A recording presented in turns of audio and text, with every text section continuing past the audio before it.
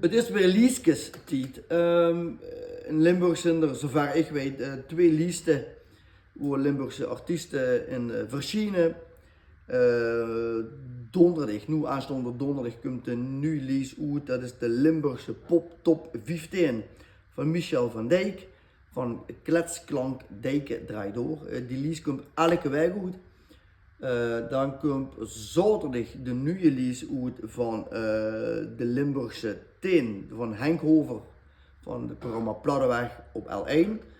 Die lijst komt maar één keer in de maand uit.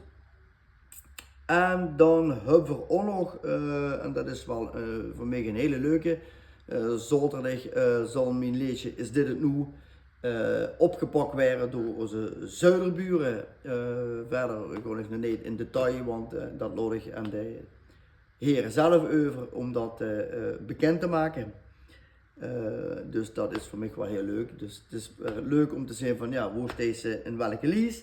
En de verrassing voor mij van de extra aandacht wat ik ook kreeg bij onze zuiderburen. En dat allemaal voor het liedje.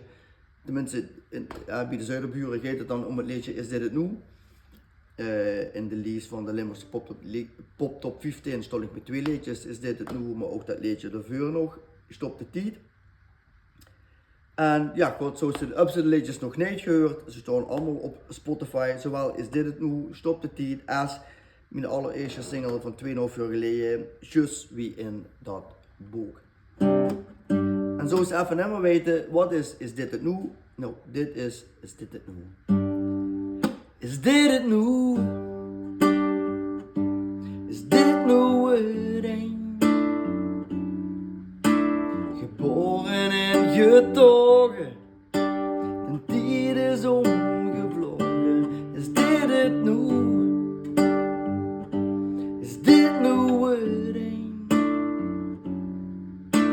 Gelachen en genoten, zeker ook getrokken.